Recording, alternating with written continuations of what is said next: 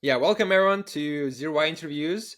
Today we have Frisson and CoolHorseGirl, which we'll call today CHG mostly, most of the time, from Tally. And we'll just talk about governance, Tally protocol, and the purgatory that we call markets. So yeah, happy to have you here, guys. Just let's start with a quick intro. What are your roles at Tally? Your background? What are you doing in the industry besides full-time work? All of that. I could go first. Hey Yeah, you everyone, can. great to be here. I'm Frisson. I'm the kind of lead the business side of Tally. So like BD, customer success, comms, marketing, stuff like that. I've been in the industry full time for a few years now, and I'm mainly focused on governance and kind of native token development. And so I'm active, kind of in and around my role at Tally. I'm active in multiple uh, of the kind of larger protocol DAOs in the ecosystem, especially the Arbitrum DAO. So yeah, that's me. Excited to be here. Hey guys. Thank you. Yeah, Now, thanks Cool for Horse having me. Girl. Thanks for having me. Yeah, I'm excited to be here too. Yeah, I'm CHG, and I lead up VD at Tally. I've worked in the DAO space for about five years now, which is pretty crazy given DAOs aren't that old to start with. But I previously worked at Index Coop, which was a DeFi DAO that was developed just before DeFi summer. And then because they were one of the early DAOs, I had some experience in governance that I took over to Tally. Besides working at Tally, I, like Frisson, serve as a delegate at a few DAOs. And I'm also an active DeFi person. I'm not sure I'd call myself a trader, but Saltee knows. He's always sending me some DeFi stuff to get into, and I'd call it a side job of sorts. Yeah, this is the weird thing about the industry, or not weird, like in a good way, weird, right? That in every other industry, you don't really expect people to be involved in the some other aspects of the industry besides their full time work.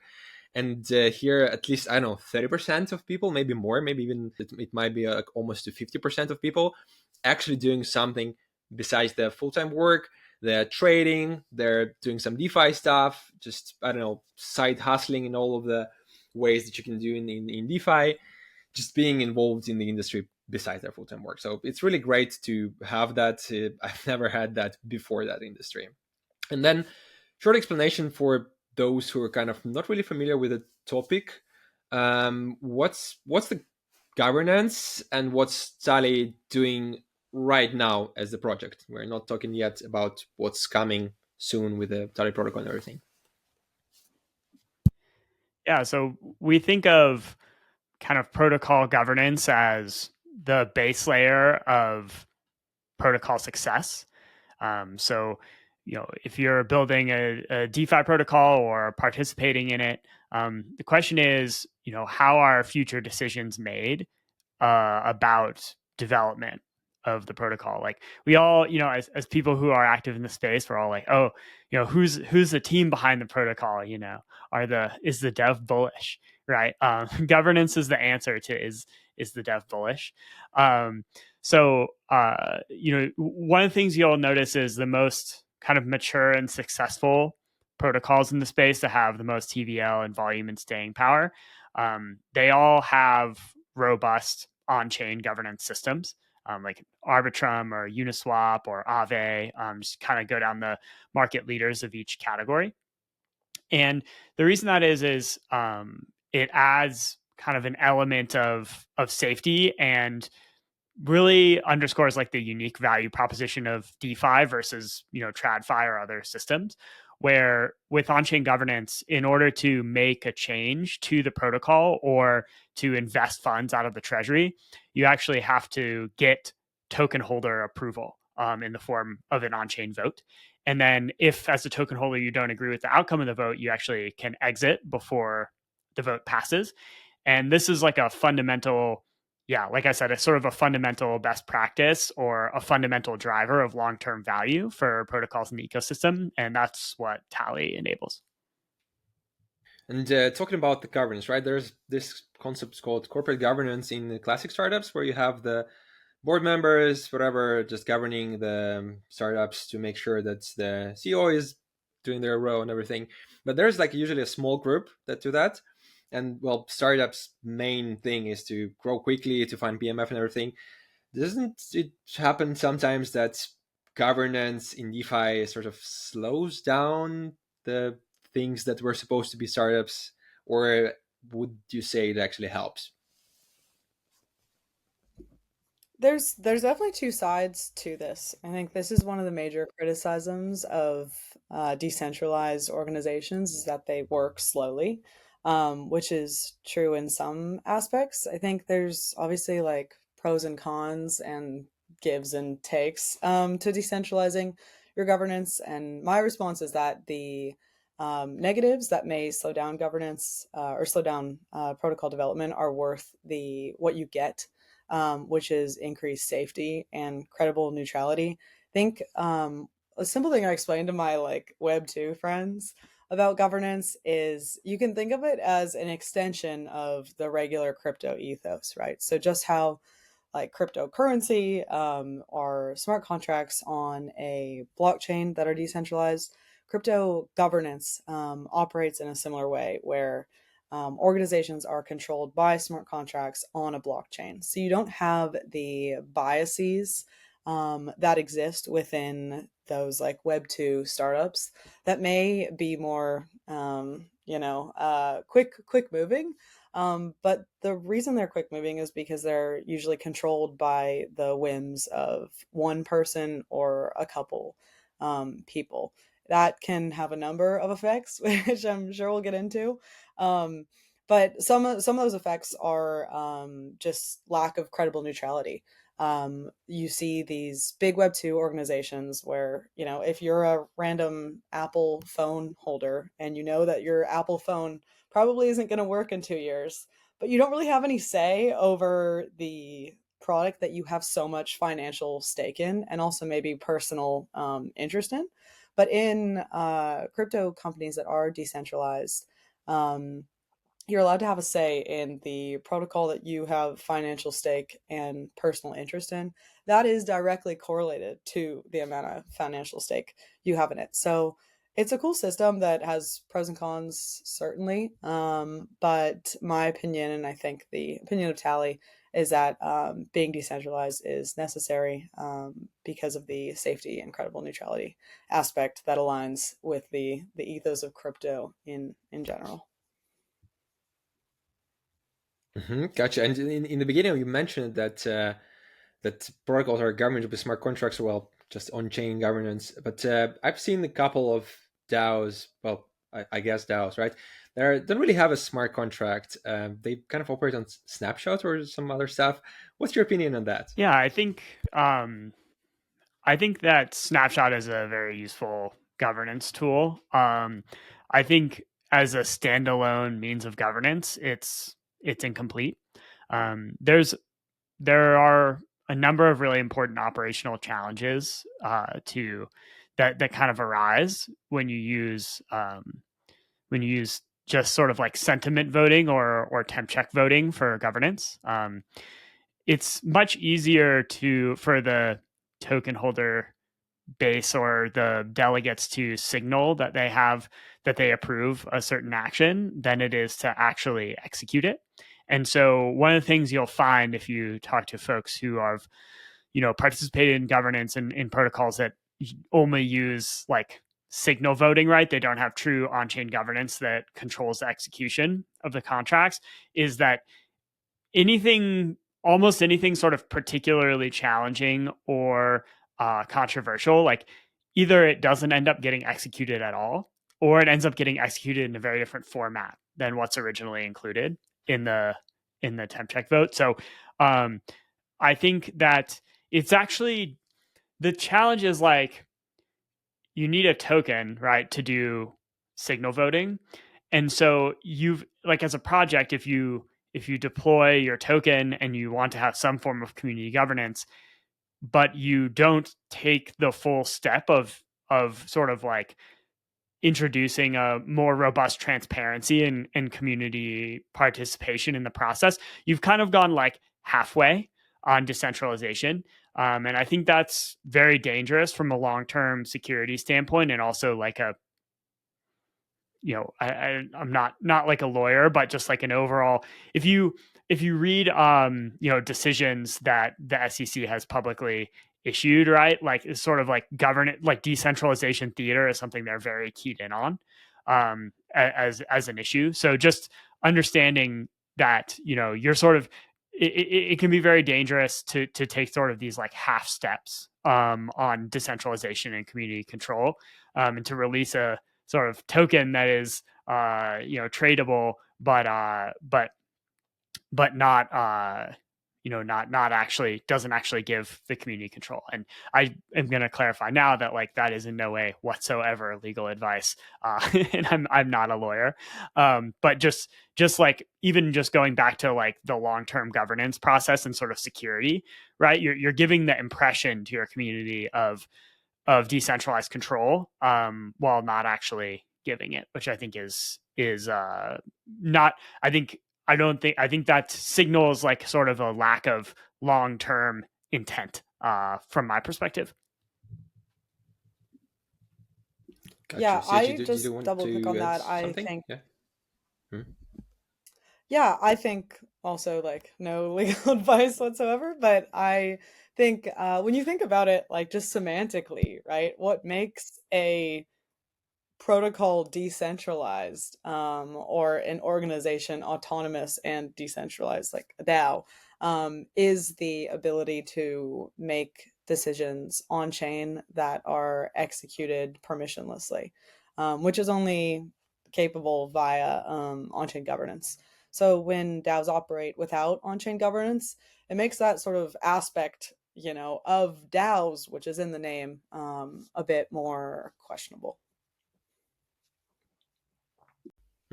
Gotcha. And then coming up after that, just the right moment to start having some fun, talking about favorite governance rugs and exploits over the years of yours, both of you, right? So is it like the main thing for us outsiders of the governance that almost only thing or the main thing that we're seeing is usually some part of things that are going bad, or like some shit show happening in the governance, when some rags or something like that, just something like that happening. So could you let us know like your sort of favorite rags or favorite exploit situations? Not favorite meaning like you've enjoyed them, but that's where a big lesson for the community essentially, or I don't know, some other reason.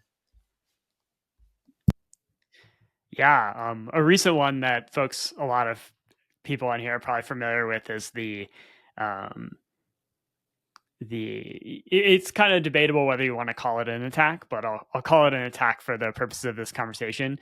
The economic governance attack on the Compound protocol that Humpty and team made now maybe 2 months ago. The one reason I like this example is in some ways it like the team is just using governance as intended, right? The Humpty team. So we've talked about the benefits of on-chain governance and kind of token holder control of protocol actions, but we haven't talked yet about some of the challenges that that system faces going forward that we're trying to solve at Tally. And the biggest one is just kind of like the incentive layer. So for most protocols, the governance is the only utility of the native token. And the problem with this is, if you think about that from a fundamental evaluation standpoint, the sort of quote unquote fair value of the token is probably something like whatever the protocol itself is worth and whatever you can extract from it as a token holder by via token holder vote. And for teams that are building for a long term, that's not actually that's not the ideal frame of reference for governance, and it's also not the ideal way to think about the token. But if you as a project, if you if that's the only utility you ever sort of offer for your governance token, then eventually it will get the market will sort of realize that value. And that's basically what happened with the comp token. Is it got inexpensive enough relative to the assets that are in the compound treasury that it became plus EV to just buy enough of it to sort of like force distribution of the funds. And this is like, again, I think compound is a valuable piece of crypto infrastructure that has opportunity going forward in the ecosystem, and is very narrow-minded and like kind of minus EV for the long term to just only value the governance token for like what you can immediately extract from the treasury. And so that's basically what Humpty did. And then eventually they sort of reached some sort of like truce with the community where it's like, okay, we won't execute this near term like treasury raid thing if you implement more utility for the governance token. And that's and in the form of staking, right? And that's what we're working on at Tally, is trying to drive forward kind of governance token staking, and introducing more utility for governance tokens so that they can receive the value that's created by the protocol, and also extend their utility into the ecosystem, into the rest of the on-chain ecosystem. So yeah, this kind of Humpty attack on compound is one that I think about a lot, and is one that's also related to kind of where we're going with things at Tally. The oldest thing here is also that compound is kind of one of the pioneers of the DAO governance, essentially, right? Because as far as I know, the governor contract that is very like used a lot in Tally, it was kind of co-developed by Open Zeppelin and Compound or something like that, right? So it happens to the best of us, right? And yeah, exactly. It was kind of meta.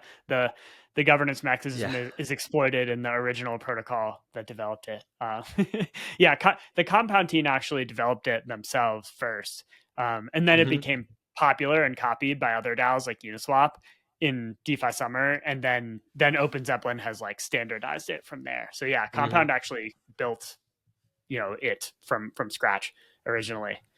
And yeah, CSG, same question for you. Although I have my own personal kind of favorite story about the rag, but from you, it was about the guy on the boat. That was I was.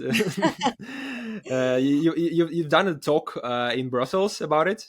Maybe it's not your favorite, but it was definitely a fun story. Yeah, okay, I'll tell that one as well. Okay, first I'll go to my real one first. I think Frisson chose like a very recent one, which is good, and I'll choose a one that was pretty distant. I think it was in 2020, but I was working at InXCoop. There weren't that many DAOs, and there especially weren't that many DAOs using real, true governance like we see a lot more commonly today. Still not as much as we'd like to see it, but a lot more commonly today. So I'm going to talk about the Sushi swap rug of Chef Nomi. I just remember this one very vividly because it felt like, the world was crashing down at the time. But basically, Chef Nomi, who was a pseudonymous founder of Sushi Swap, he was like a key dev and also like Twitter marketer person.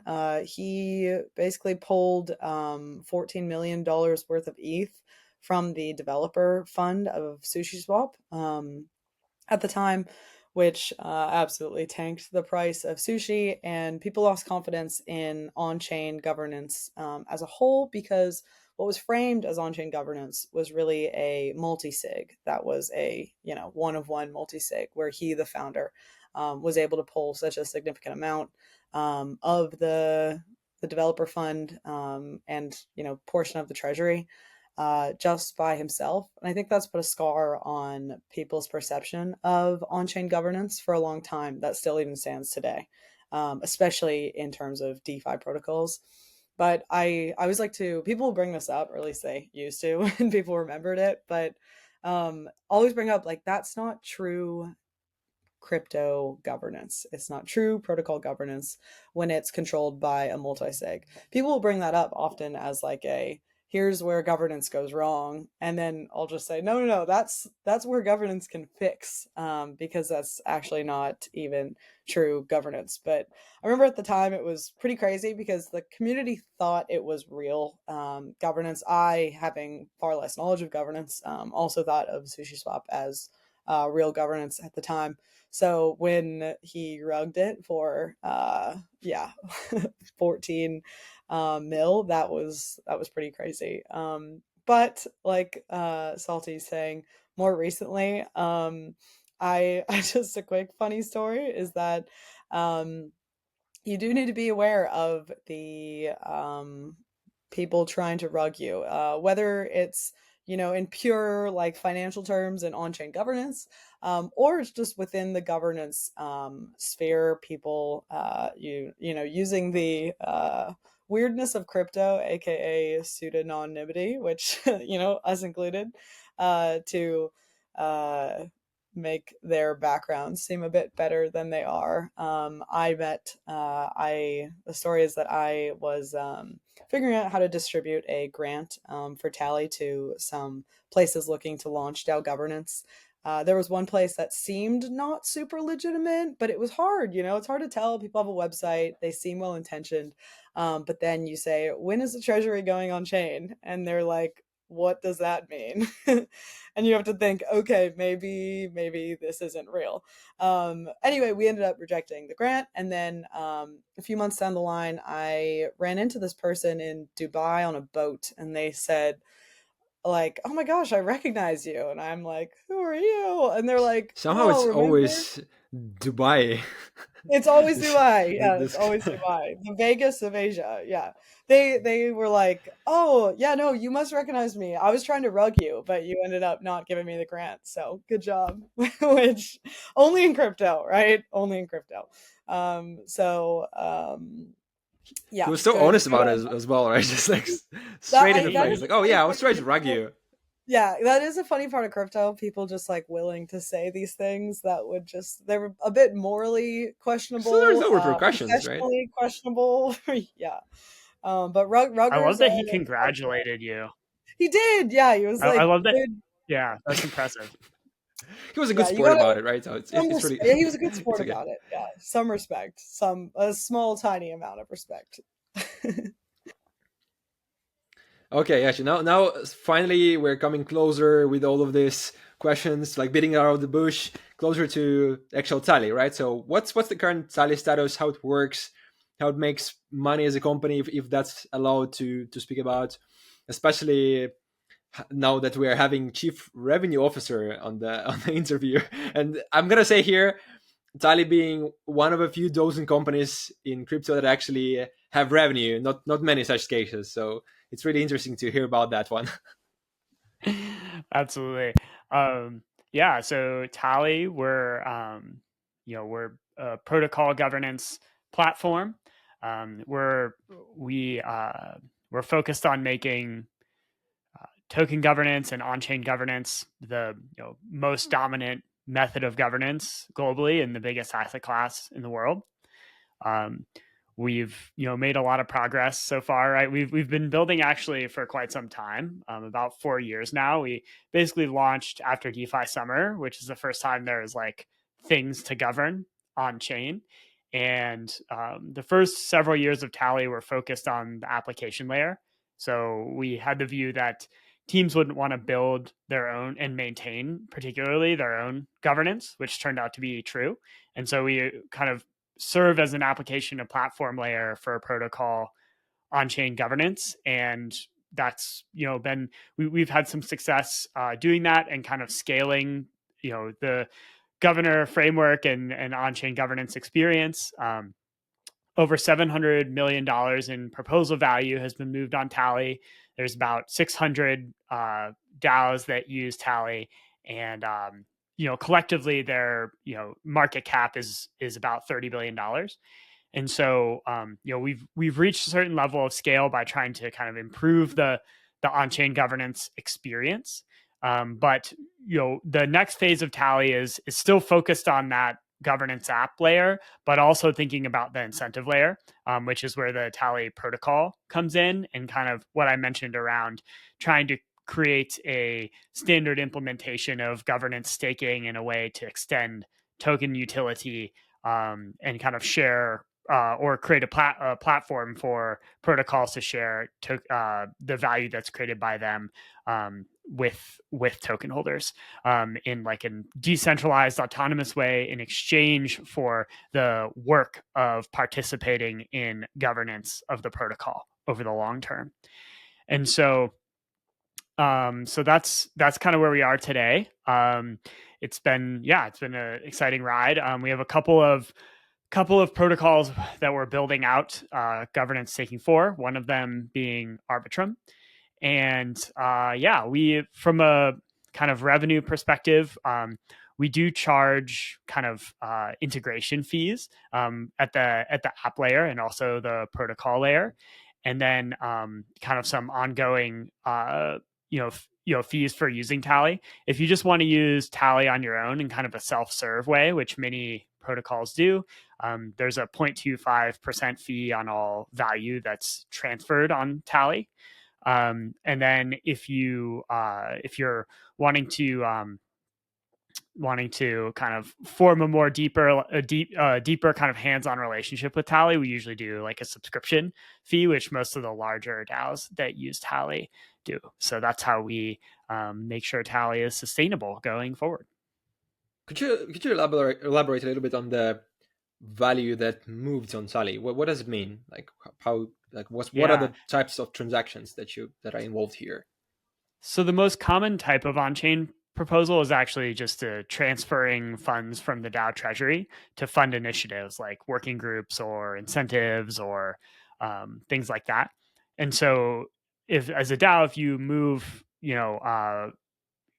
funds from your treasury on Tally takes a very modest relative to the amount of value that we're providing, in order to actually like create the proposal and vote on it and interact with it and understand it. Fee of 0.25%, so 25 basis points.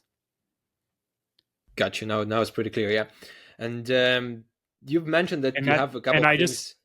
I should be clear too. I mentioned this earlier, like most larger DAOs, their kind of treasury and their operations are at a scale where that fee structure doesn't really make that much sense. And so like, if you're like in Arbitrum, right, if you're moving $200 million, which has happened in a DAO proposal, there's no fee. There's just like no fee for proposals in Arbitrum. We have kind of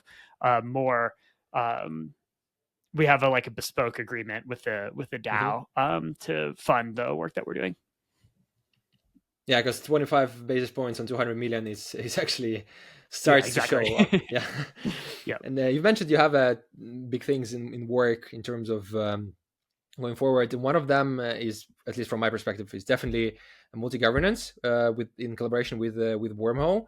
But somehow it's also, at least for me personally, is the thing that I'm the least informed on, like how it works, what are the perspectives going forward, whether people will be just able to govern on any chain by sitting on any other chain, and well, just in general, how it looks like. Yeah, Multigov is super exciting. We've been working on it with Wormhole for a really long time now, and it'll be live in early to mid-November, where it'll be stood up for the very first DAO to use it, which will be Wormhole DAO itself. And then we have a few DAOs in the pipeline that are thinking about implementing Multigov as well. I think a good intro to Multigov is like, think about the scenario of many DAOs that have been around before L2s became big, right? So you think of Uniswap, Compound, Aave, Gitcoin. Most of the DAOs that were around in DeFi summer are now in this situation. So until now, DAOs have operated their governance on one single chain. And most of the oldest and the largest DAOs have their governance on Ethereum mainnet. Like prices have shifted over time, right? But at one time, like a year ago, voting cost $40 to have one vote on Ethereum mainnet as a participant in Uniswap DAO. This obviously sidelines tons and tons of people from the DAO. And DAOs want more participation, especially as their tokens begin to move multi-chain. So if you think of those same DAOs, most of them have tokens that live on multiple chains, especially L2s, where it's cheaper to trade the tokens. And it'll also be cheaper to govern from those chains. So via Wormhole's messaging bridge, we are making it able so that DAOs can use Multigov, so you can create proposals, vote, delegate, and execute proposals on any chain. So how it works is like pretty similar to regular governor. We've just extended it in a hub and spoke model. So now the hub can still live on one chain. Often DAOs will probably choose Ethereum mainnet for the security or for political reasons of neutrality, right, to the L2s. But then governance can happen from any other spoke chain. So if you think of the hub chain as Ethereum mainnet, and I'm, CHG governor, I can also have CHG token on ZK Sync. I can have it on Arbitrum. I can have it on Optimism. So my token holders that use it on those chains, use my token, can also govern from those chains, and it'll communicate from those spokes to the hub the governance results on those chains, so that everybody all across the token ecosystem is able to participate in the DAO. Obviously, Wormhole's going to use it because Wormhole's a messaging bridge that has their token on several chains.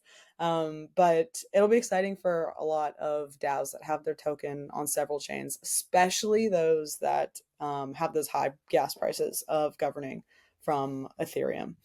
And then one more thing that's exciting is that to this day, Tally's been EVM only we've supported, but via Multigov, we'll be able to support DAOs on Solana in just about a month. So that's like new territory for us. That's pretty exciting. I think a lot of Tally employees have been interested in Solana over the years. I think I've told you about many of the Solana parties that I've been to.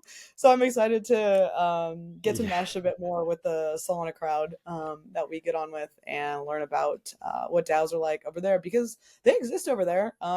They're just not as integrated with the Ethereum ecosystem because of this divide in governance, especially. So yeah, we're excited to bridge the gap, and it's only a month away. So long time coming. Pretty excited. Yeah, man, here we go. Rise up. Okay, so Yeah. it will be a really good thing to have Tally finally going like truly multi-chain outside of the EVM ecosystem. Seems like, especially over last year and after the whole FTX collapse, that Solana really had a good run, and not only with meme coins, but also a lot of Deepin, DeFi, all of that projects are coming in. Yeah, you're into Also, Solana of all people. some work. Well, yeah, I'm a validator. I have to be. There's some experiments with account abstraction are happening as well, which is really cool to see. And now Tally, together with the Wormhole, bringing proper governance to Solana. And the next big thing, as far as I understand, is really Tally protocol, right? So what will it enable? What would drastically change in the governance scene with Tally protocol coming in? And is that true that delegates and delegators finally will have a chance of getting paid for their work that they're doing? Yeah, absolutely. Yeah, maybe we should have named Solana Governance Manlet Governance, just for product market fit. I don't think it's even offensive anymore. Like it happens sometimes with these offensive terms when when the community just takes it and runs with it. Reclaimed the term manlet. Yeah. They can only call themselves manlets, so yeah, I would say the Tally protocol. So one of the things that one thing that has evolved a lot over the last year or two in governance is it's kind of become a standard to pay delegates, and at least at like kind of the leading protocols. And this is because it's actually a lot of work right, to govern a protocol. And today, these most of these programs to pay delegates need to be funded on like a one-off basis. So basically, someone needs to take the initiative to create a proposal from the DAO to, fund delegate incentives over X period of time with Y tokens, and transfer the funds from the treasury to do that. And one of the interesting things that the Tally protocol kind of possibilities that the Tally protocol creates is to have an ongoing, more sustainable source of delegate incentives. So if you imagine, a protocol that's integrated, or a governance native token that's integrated with the Tally protocol, and they're sharing rewards with token holders in exchange for the work of governance. In some cases, those token holders are going to be voting themselves. In other cases, they'll be delegated to someone else who's participating in governance on their behalf, and they're monitoring the success. In that case, the delegate who's kind of serving as a representative of the token holder in governance probably deserves some of the kind of staking rewards that are being generated by the protocol. And so you could imagine basically like a fee split between the token holder and the delegate that is proportional to kind of the value that the delegate is providing on the token holder's behalf. So, and that being sort of like an ongoing, permanent streaming source and sustainable source of delegate rewards. CoolHorseGirl, have you wanted to add something else? No. No, Frisson covered it. Okay, I'm super excited about the Tally protocol because for a long time, like those of us who've been in the space for a long time have held governance tokens for a long time have been looking for more utility on their tokens. So I think the Tally protocol is cool in the way that it's, if you think like very crypto native technical people can see the benefits of staking and added token utility, but also from a very, like, oh, I just got airdropped these random governance token years ago. Those people should also be excited about the Tally protocol because it gives them a chance to actually put their tokens to work. So should be good for everyone. Excited. Yeah, that's the thing with Tally. Like before, I would say like, well, let's say like last 1.5 years, not all the people that even use Tally would recognize Tally. I would say like, oh yeah, I'm friends with CHG. She's working at Tally. And they're like, well, what's Tally? I was like, have you received Arbitrum airdrop? There's like, yeah, I've received Arbitrum airdrop. It's like, well, then you used Tally for sure. You used it to delegate it. Now you're getting some proper weight as your own protocol, Tally. So the question here is, what's in your opinion kind of meaningful things that Tally's community or upcoming community people that will come later, most meaningful things, how they can contribute to the platform besides just delegating their tokens that they got via airdrop?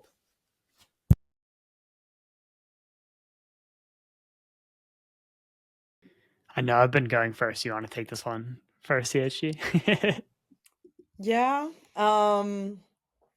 Yeah. I think people use Tally definitely in ways they don't fully see that they're using it.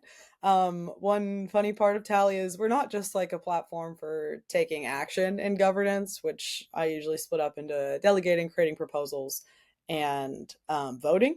But we're also just a platform for analytics on DAOs. It's easy to use the Tally platform to see which DAOs are actually active and the way that they work. So like we said earlier, if these DAOs that are, when we talked about rugs earlier, if all of those DAOs are on Tally and you really do spend your time doing the research, it really only takes, 20, 30 minutes to figure out which DAOs are functioning in the way that DAOs should. So what I mean by that is you can go onto any kind of DAO page on Tally and you can look at where is the treasury held, how many DAO proposals are being passed, who is actually participating in those proposals. Is it just whales? Is it just the core team? Do they have a robust delegate selection? And I think Tally can be used to decide which DAOs you're interested in participating, and also to some degree, which protocols are worth trusting in crypto. I certainly look at the Tally pages of protocols that I'm interested in participating in to make sure that they run in the manner that they claim to run in, which is a cool facet of Tally, not just like a platform for usage, but also just as like analytics and understanding how DAOs function in general is a cool way to see how, work happens in the 2020s and beyond. Yeah, I can definitely get behind the statement, since I've started using Tally API to try to build inside 0y MVP of the notification system in Telegram. We'll see how it goes, but so far, my co-developer, who's Claude essentially, or ChatGPT, they're pretty satisfied with the level of API. So kudos here, and hopefully it will go right. Now, there's this sentence in the governance playbook by Tally. By the way, incredible work on the governance playbook actual book. I've read it from beginning to the end. And there's this sentence that holders can choose to delegate the voting power of their token to themselves, to someone else, or to allow the Tally DAO to choose a delegate on their behalf. Seems like there might be a lot of undelegated tokens because people sometimes just really don't care. So do you really know how will Tally choose whom to redelegate the side of voting power, since there might be, some Game of Thrones style of wars to get as much stake as you can? Yeah, the short answer is Tally won't choose. So one really important element of the Tally protocol design is that the DAO, like the underlying DAO itself that's integrating with the Tally protocol, is in control over how any voting power, that undelegated voting power in the liquid staked governance token, is redelegated. We imagine having some sort of like preset menu options for the DAO to choose from if they want to go that route. The simplest like naive implementation would just be like redistribute it proportionally to the existing voting power base. That's kind of it's for many DAOs, it's a suboptimal implementation because the existing distribution of voting power is suboptimal in some way. And so, they may be interested in pursuing more nuanced strategies that try to delegate based on impact, or trying to create like a more optimal kind of like distribution of voting power. We have some partners that are building, solutions that the DAO can choose to integrate with, like Event Horizon and Areta and Stablelab all have sort of redelegation products that they're already working on that could be like integrated with the Tally protocol if the DAO chooses to use them. So that's kind of like how we're thinking about it. Mm-hmm. And you work and collaborate with many projects in the industry. So is there like any project that you wish you already have onboarded? So there's a chance now to name that out here, maybe name a few. We'll probably will tag them on Twitter as well. Just someone that you haven't yet worked with, but you're wishing to onboard them. I think we see Tally as and governance as a core part of standing up your L2. So when places launch a layer 2, they usually have, a roll-up provider, they have other infrastructure partners. And we think it's important that governance is included in that. So that means when you're launching, CHG L2, you need to have Tally support your L2. In that Is this one coming? Yeah, good alpha. Maybe someday. I hope so. I'll launch my L2. Yeah, free shill here. But yeah, you need to have Tally support for your network L2 on Tally, and then that lays the foundation for the L2 to eventually decentralize, and any DAOs built on the L2 to decentralize as well. Right now, we've talked a lot about Tally as part of the decentralization stack, as in it's an important step for L2s to make sure they're credibly neutral. I think a quick story that I always tell is that if the layer you build on is not credibly neutral, there's no way you can know you won't get rugged by them. In many of these cases, right?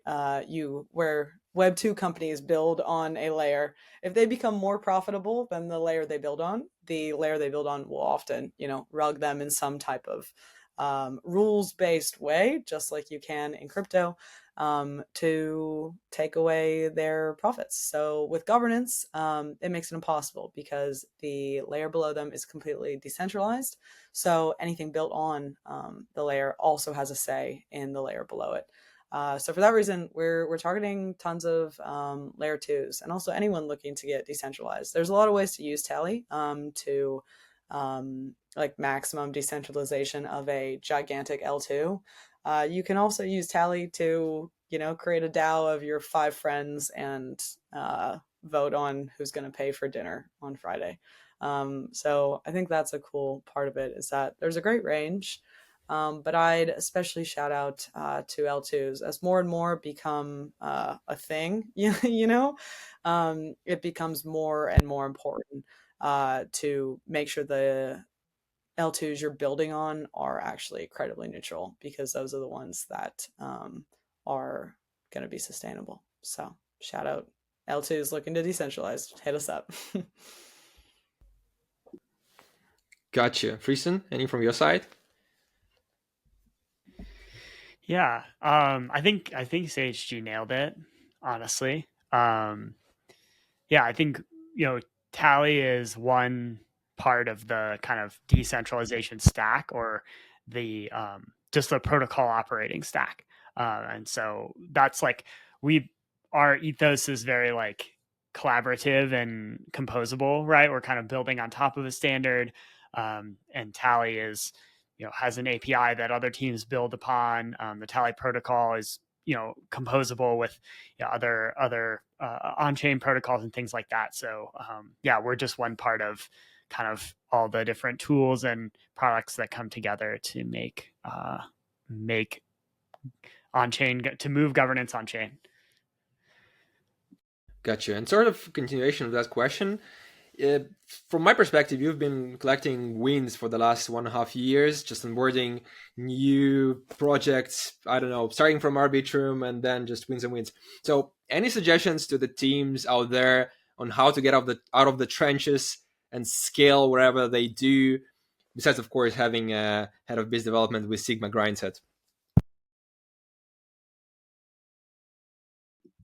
I'll say quickly before the big CRO steps in to advise. I'll say quickly, I think one thing that has been key to Tally's success, right? Tally's been around since 2020, so it's a seriously long time to have been around, and definitely contributes to our recent W collection.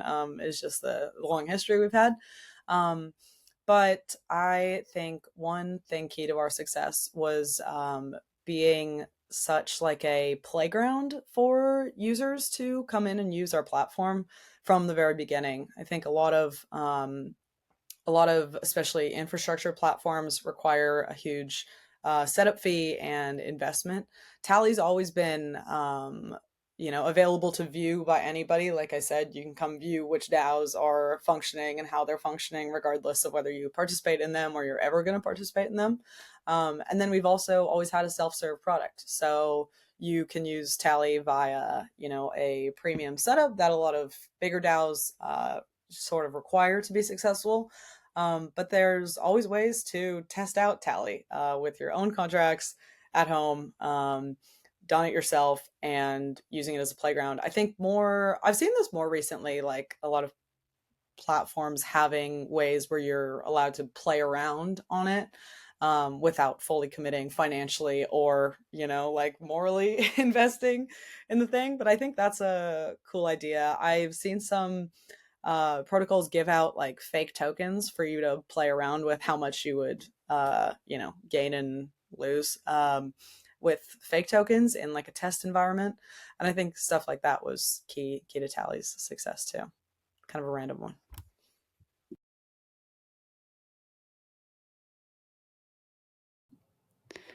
Yes, I shouldn't volunteer to go after CHG anymore because she just crushes it with her It's over. responses. Yeah, yeah, exactly. Yeah, I think that like like one thing that's been gratifying is kind of like Tally's been able to build on its successes, right? So it's been like a slow kind of uh it's been a grind. Like we unironically built through the bear market, right? Like launched straight into like late 2020 2021 and got some initial success and usage with kind of that generation of DAOs, and then grounded out through 2022 and 2023, and ultimately like the Arbitrum DAO has been huge for us, and we've been able to add a lot of value there, and that's been key for us to develop additional like partnerships with big protocols in the space that kind of trust us to help be their governance partner. So I think just like delivering well for our existing users, and just like not like it's cliche, but just continuing to ship the product and build relationships, regardless of market cycles, is what it's about for Tally. And yeah, I think the Tally protocol will open up like it is opening up a new kind of wave of growth, or a lot of new doors for Tally, where like historically we were kind of just at the app layer, really just at like the infrastructure layer. And I think becoming a DeFi protocol ourselves is something that is kind of the next chapter. Gotcha. And just like in the beginning of the interview, we've talked about your favorite rugs in the governance.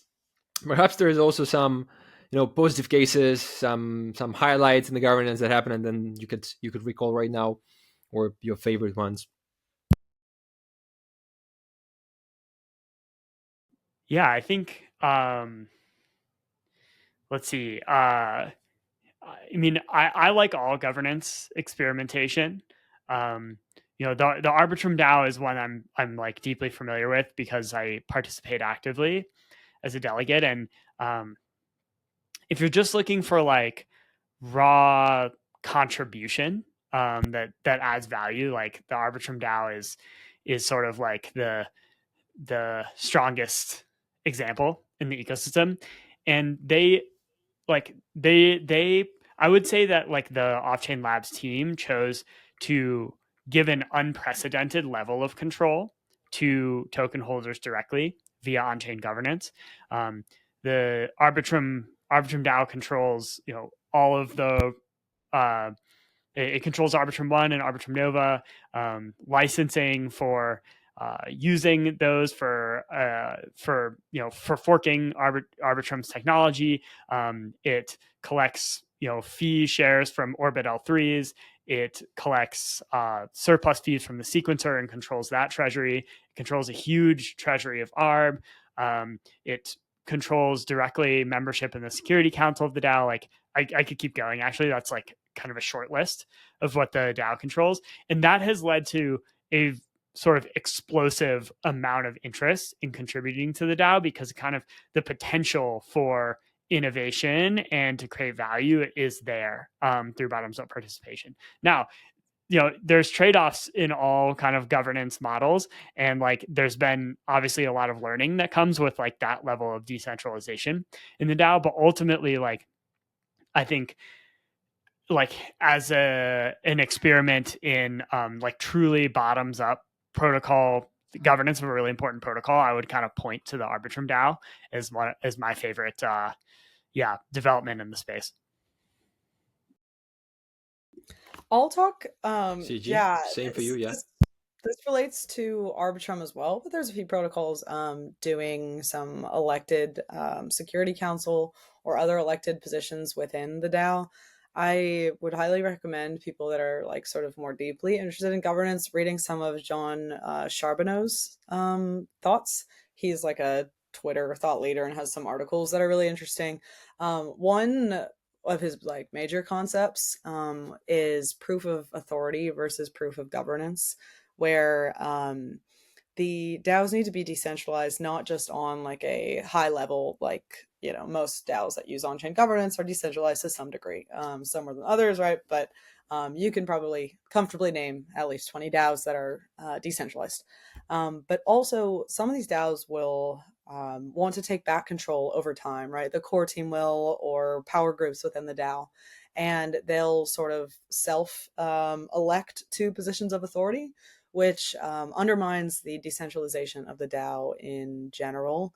How this can look is simply, you know, people with a lot of tokens delegated to them voting themselves into a security council or creating a security council for themselves, SAN a vote. You know, so John Charbonneau talks about that being proof of authority, which is not really legitimate to people that care about decentralization, aka any member of the DAO who is actively contributing and, you know, knows what's up. But proof of governance is when you're elected to positions of power in the DAO via the same means that the DAO governance happens in general. So what that looks like for Arbitrum is that a security council is happening right now. Her security council election is happening right now, where people are completely elected by the community in two separate rounds, like a qualification round and then a final voting in round. And they'll have that power over the DAO, which, although the Security Council does very minimal actions, right, because it serves mostly as emergency powers, they actually have great powers. If one person was on it, I would, you know, if it was like just one person, you could see yourself as deeply scared about what they could control the protocol over. But in Arbitrum, all of those positions being elected and them being spread out among 12 people is really just on par with the decentralization of the DAO in total. So I think it's a cool reflection that even on like big decentralization projects, that can scale down to even the smallest little committees, you know, even if it's not very powerful, that they're elected in the same way. You both mentioned also Arbitrum, right? Like as a good example. As I've seen, Frisson, you've authored the recent proposal on staking, like Arbitrum staking happening. So real man of the people here, and just like helping helping us all. Thank you for that. Yeah, we our goal at Tally is to like live our product, right? Our product roadmap. So like bringing the Tally protocol to Arbitrum through the DAO, like via a DAO proposal directly, is like the manifestation of everything we're trying to do in the space. I think for folks like, you know, Arbitrum DAO has been around a while, and a couple other protocols that, you know, are on our radar for, you know, being strong contributors to it, Tally, are ZK Sync and Wormhole. Those, you know, those are kind of newer governances that are earlier to get rolling, but that also makes it easier to get involved. So those are a couple other ones I'd highlight as, you know, we're kind of, it's pretty early on and we're going to start to see them play out over the course of the rest of this year. But those are a couple more I'd highlight for folks who are interested in governance, innovation, and even participating as a contributor. And since you're already talking about it, how the people could actually start earning money as active governance, I don't know, players in these DAOs, if they want to go outside, go there, develop some things, get paid, just to, you know, live their life and still participate actively in the governance. Is there like such opportunities out there? There definitely are. I would say it's not like the old days. When I worked at Index Coop, people could, you know, freely join the DAO, do something like do pretty much anything and submit it and ask for some degree of compensation for it. That was usually given. That's sort of, you know, feels like long ago now, where DAOs aren't throwing around money like that for such random contributions. Now, most DAO funding to contributors works off of grants. I'd say, yeah, Arbitrum obviously has a massive grants program, Gitcoin as well, obviously. Most DAOs are standing up grants programs. Like we talk to, when most DAOs launch with us, they usually ask about a grants program, whether they actually launch with it or launch with it down the road. But I'd say one of the key parts of deciding where to build is deciding who's going to support you the most, maybe financially. And that mostly comes through grants of DAOs. So scanning grants is a really good spot to look. Compound also does a lot of grants. Aside from that, there are certainly roles within some DAOs that are paid positions. More and more DAOs are beginning to pay delegates, like we said, via the Tally protocol is one way. Other delegates are paid in a number of ways and reasons. Based on their contributions, um, in practice, I guess I'd call it, like their continuous forum proposals and voting, and some more so in their like how would I call it, like advisory, maybe, like their help to the DAO from a more high level perspective. But you just have to be deeply on the lookout. I know that within Arbitrum DAO, there's a lot of people getting paid for completely valid work related reasons that are just like frequent contributors to the DAO. There's a multi-sig committee, for one, that signs important transactions a few times a week, right, Frisson? And they get paid. There's a few other opportunities. Some security councils are paid. I know of a number across the space. There's a lot of paid delegate positions, but you just have to be on the lookout. I would say, like, grifters beware. That era of DAOs feels mostly over. Which I'm happy about it. It definitely makes DAOs more legitimate, but it was nice back in the day to grab a paycheck for some more minimal contributions. It was a Wild West. Yeah. It was. It was. I remember I got submitted like a meme one time, and it was like, "Here's this meme, pay me," and I was like, I don't know how to respond to that. We would always debate, like, do we just pay to be nice, or, but now I think that, like, nobody has the Will they funds for start that anymore. fighting? Like, nobody has the funds for that anymore. Gotcha. But there's certainly tons of ways to get paid in DAOs. Certainly, you just have to be on the lookout, and I think you do nowadays have to be a genuine, interested, and knowledgeable contributor, I'd say. Yeah, thank you for that. So we're kind of sort of wrapping up the governance and Tally part. So a few last questions. One is, what's your favorite, like currently favorite digital asset? Could be a token, could be NFT, could be whatever. Of course, not financial advice, or how should I say it? I'm not sure, but just your favorite one that you're either holding or actively looking at to buy some, just anything. Not financial advice. Step one, everyone be aware. This is not financial advice. It's been an interesting year for crypto assets. Like, it's been up only, but it's been up only if you look at like just total market cap, and certainly lots of coins. But also, there's been like a crazy amount of new supply that's come onto the market, and there's been a lot of like pain. I would say in alts especially.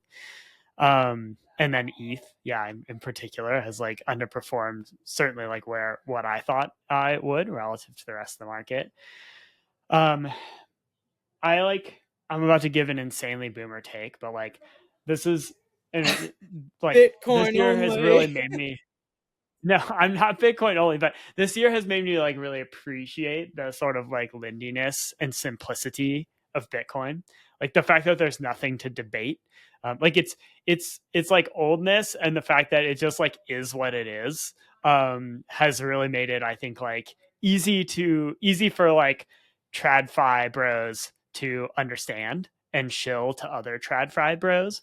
I think in general, like the industry is maturing a lot. And like CHU was talking about how like in DAOs, right? Like it's not just like a grant farm anymore, right?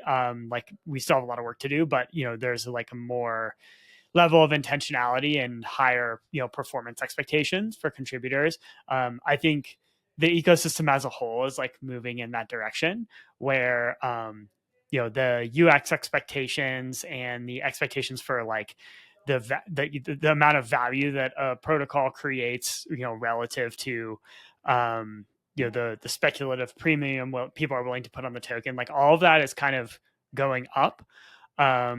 As like more traditional players enter the ecosystem. So I think my answer is like I think there's always going to be a place for speculation in crypto. Like it is speculation in a lot of ways. Like I'm not saying that there aren't going to be like more meme coins that go up, like Moodang. We all could have retired off of Moodang, right? So like I'm not saying that. I think that like pure speculation will almost become like more pure, right? Like there's not like, I think people like that, and like the industry has become more clear that something like the Moodang token is not pretending to like have a roadmap and stuff like that, right? It's like literally just for speculation and culture. And so I think that the middle ground there of products that are like, yeah, this is a serious protocol that does XYZ, but then when you give even a cursory glance under the hood, that's like nothing there. I kind of think that part of the industry is dying, and will continue to die. And looking for protocols and projects and tokens that like truly create value in the ecosystem, I think the appreciation for those things will go up over time as the industry matures. So I didn't give you like a ticker, but that's my take on assets. You gotta give us I'll give you tickers. I'll give you a ticker. $Monk. Here we go. No, that was a very straightforward. Just the ticker. Yeah, that's it. No thesis. Yeah, I'm just gonna name like 10 tickers, and they're all like meme coins. No, I to be fair, like Frisson does say it like really. I think exactly what I agree with. I think it's becoming more and more clear, like what is a zero utility meme coin, and that's fine. I think zero utility meme coins should exist, and I like them and definitely buy a lot of them. But I think it's becoming more important that if you like to be upfront about whether it's a zero utility meme coin or a real utility coin. I think the meme of governance tokens over the years is that governance tokens are basically meme coins if they don't have actual power or return value to the holders of them.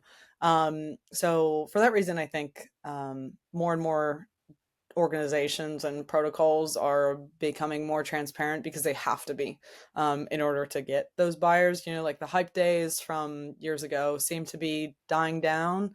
So now it seems like you actually have to produce a roadmap if you want to be that kind of token.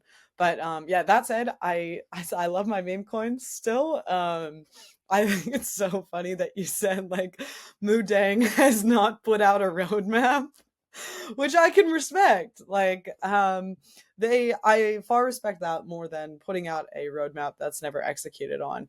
Another token that I think is really funny and actually has, I want to say made me some money, but I think it made me like $100 one time, and then I was really stoked, and now I'm down a lot. But I did sell for $100 extra one time. But Monkey Haircut makes funny memes on Twitter, and the community actually does exist. Oh yeah, you've showed me this one. Okay, sure. Yeah. Yeah, look, you're not the only one. Okay, I've showed it to everybody. I'm not getting kickbacks from them, but at this point, I should probably ask for it. But I still think there's like, it's always a weird conversation, of like the casino of crypto versus it seems like the casino crowd is always, staunchly against the like, no, we're decentralizing finance, we're against the banks crowd. I think there is definitely a middle ground of the two where some degree of speculation is a part of crypto's culture. and ethos, to be honest, in my opinion. But also, it's important that places are being transparent about their actual plans for token utility, which they can do via governance. Just for the like reference for the audience, the level of shield that CoolHorseGirl is like she's capable of, right? I was once victim of being airdropped a SudoSwap link by her, and not only me but also multiple people at the conference, like at the event. She was just like airdropping the link to the SudoSwap without explanation, like Shout out not base buying, not schools. selling, just like airdropping the link. Yeah, base goals. It was base goals. This is not like a And I actually phishing bought link. it, so Okay, let it be known. It was not like a phishing link. Yeah, I saw the This is phishing link. This is a link to improve the rest of your life. Okay, first step.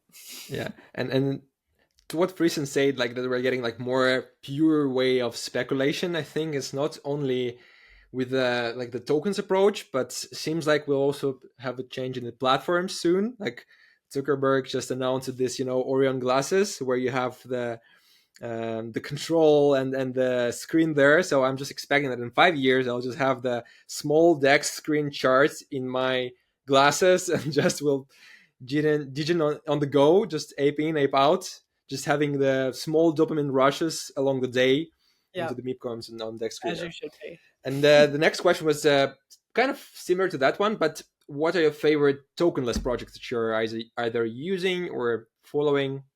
Just anything. That is a great question. Frisson, why don't you go first, please? If you guys need some help, I can just support you with some hints. Something like DeFi Llama, DBank, Token Terminal, all of this that might not even ever have the token, but you're seeing them as very useful in your daily. Okay, you're right. Just helpful projects. I'm trying to make sure I'm not doxing projects that we've talked to that I just thought were cool when we talked to and are launching a token. Yeah, I mean, there's lots of like really valuable infrastructure that doesn't currently have a token. Part of our like vision at Tally is that like on-chain governance and kind of blockchain-based governance will become like the default. So we kind of think they will all have tokens. Maybe that will be a different kind of token, right? It might not be like transferable at least initially, and we'll have different types of use cases. But like our vision is that they will all have tokens eventually. But yeah, I'm a huge DeFi Llama fan. I think they do a great job with data and kind of user-centric development. Like Etherscan, it's insane how valuable Etherscan is. I was going to say Etherscan. Like, good one. Like just as sort of like it provides like a source of truth, and I know it's not truly the source of truth, right? Like there's lots of off-chain middleware, in between the actual chain and Etherscan, but realistically, right? Like providing a easy and understandable way for like developers and non-developers to sort of understand what's happening on the chain, and like the scale that they sort of serve across the ecosystem is incredible. So yeah, Etherscan is obviously a product I use like all day.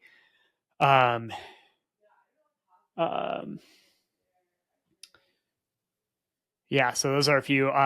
We're friends with the Den team. They build a really good safe client and kind of infrastructure around Gnosis Safe. So that's another project I'd highlight. Those are a few.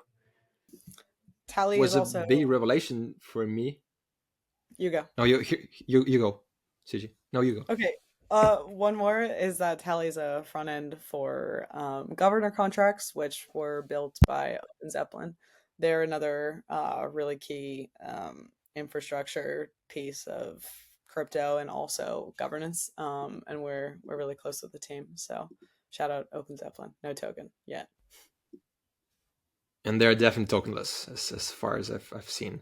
And there was revelation for me that Etherscan somehow is not even connected with the Ethereum Foundation or just with the like main structures of Ethereum, and they're actually a relatively small I think, Malaysian team that just grew massively because they were very early on. And I've seen some reports, and they've had like 20 million in revenue or something like that over the year. Just doing nicely for them, even having like 20 people team or like 25 people team or something like that.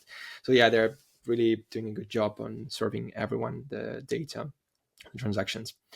So yeah, that was sort of the last question to wrap everything up. Now this is a placeholder for your small announcements. I don't know, we're hiring, here's the event you should come to, just anything, or maybe you forgot to say something, just last few minutes just for that.